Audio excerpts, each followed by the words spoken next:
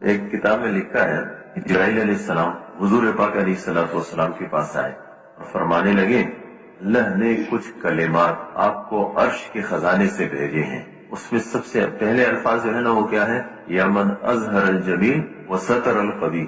شیخ الحدیث مولانا زکریا صاحب رحمۃ اللہ علیہ جنہوں نے فضائل اعمال لکھی ہے، یہ مکی مسجد میں تھے.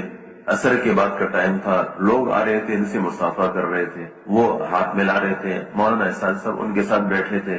شیخ الحدیث صاحب کی زبان حرکت کر رہی تھی.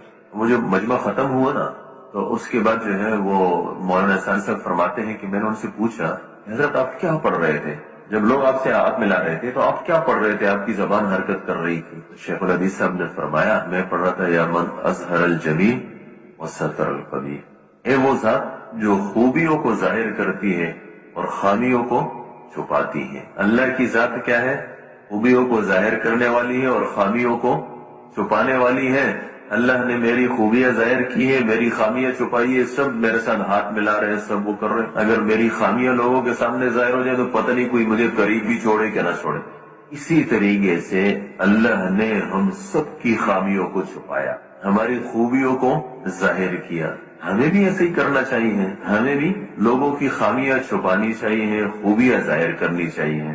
لیکن ہے اس کا الٹ. ہمارے سارے معاشرے کے اندر آپ تھوڑے سے دیکھیں، اگر کوئی آدمی الٹا کام کرے گا نا پورے کے پورے محلے میں اس کا ڈنڈورا پیٹ جائے گا، فلاں نے یوں کیا ہے. اور جو لوگ چھائیاں کر رہے ہیں اس کا کسی کو پتہ نہیں، اس لیے کہ ہمارے ہاں اس کا تذکرہ ہی نہیں. مسلم شریف کے مقدمے میں لکھا ہے کہ جس چیز کو مٹھانا ہے اس کو عدم ذکر سے مٹاؤ.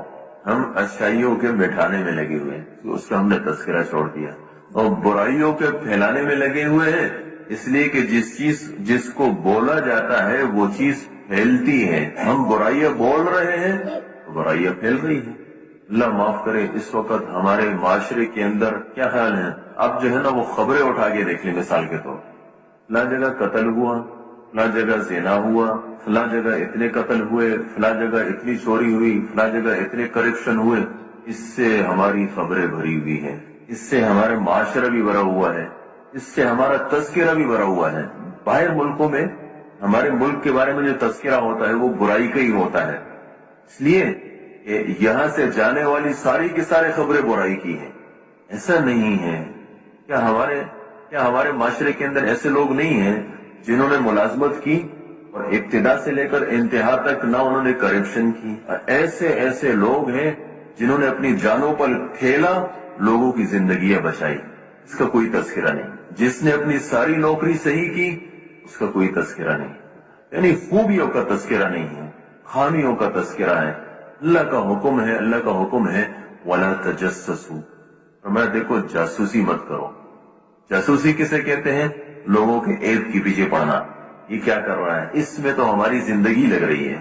غیبت کیا ہے؟ غیبت یہی ہے نا کہ بھئی کسی کی برائیاں ہیں اور آپ وہ موجود نہیں اور ڈنڈورا پیٹ رہے ہیں. اور دوسری بات یہ ہے کہ بہت ساری غلطیاں ہوتی ہیں. یعنی ایسا نہیں ہوتا ہے کہ ہم کسی کی بات سنتے ہیں اور بغیر تحقیق کے آگے پہنچا دیتے ہیں.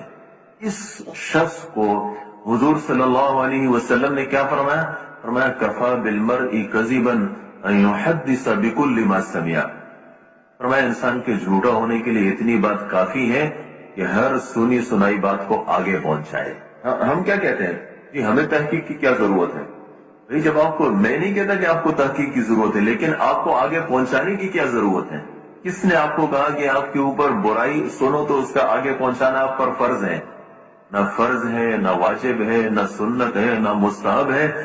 بلکہ ایسے شخص کو حضور صلی اللہ علیہ وسلم نے مکار دوست فرمایا اور اس سے پناہ مانگی ہے. اللہم انی اعوذ بک من خلیل ماکر. اللہ میں تیری پناہ مانگتا ہوں مکار دوست سے. کون ہے مکار دوست؟ فرمایا ان رأى حسنۃ دفنھا. اگر نیکی دیکھتا ہے تو چھپاتا ہے. وَإِن رَأَى سَيِّئَةً أَفْشَاهَا. اور اگر برائی دیکھتا ہے پھر اس کا ڈنڈورا پیٹتا ہے.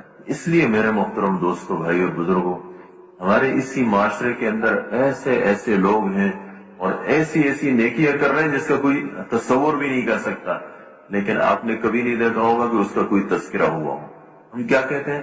جی وہ اصل میں ریا ہو جائے گا، اس کے اندر ریا کا جذبہ آ جائے گا.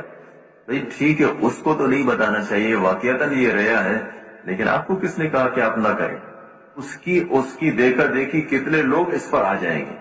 آج ہمارے ہاں کیا ہے، مثال کے طور پورا پاکستان ہے، اتنی بڑی آبادی ہے، شیطان نے کسی کو بتایا کہ چوری کا ایک یہ طریقہ بھی ہے. ہمارے ہاں جو خبروں والے ہیں وہ اس خبر کو لے لیتے ہیں اور وہ پیٹتے ہیں. سارے پاکستان میں جتنے چور ہیں نا ان سب کو پتا چلتا ہے ایک چوری کا نیا طریقہ بھی نکلا ہے، اس طریقے سے بھی کیا جا سکتا ہے. سارے برائیوں میں مبتلا. اگر ہم خوبیاں پھیلائیں گے، اگر ہم خوبیوں کا تذکرہ کریں گے تو پھر اس کے بعد خوبیاں پھیلے گی، ہمارا معاشرہ بنے گا. آج تو ہمارے معاشرے کے اندر سب دوسری چیزیں چل رہی ہے. اس لیے میرے محترم دوستو، اپنے مزاج کو بدلنا. صحابہ کرام کا کیا مزاج تھا؟ خوبیاں پھیلاتے تھے. حدیث افک ہے بہتان، تو اس میں ایک شخص وہ تھا جس نے بہتان باندھا تھا. کچھ ایسے تھے جنہوں نے بہتان باندھا نہیں لیکن اس کی بات کو لے کے آگے پھیلایا. جس نے بہتان باندھا اس کے لیے اللہ نے الگ سزا بیان کی. فرمایا والذی تولی کبرہ منہم لہ عذاب علیم. جس نے بہتان باندھا ہے اس کے لیے دردناک عذاب ہے.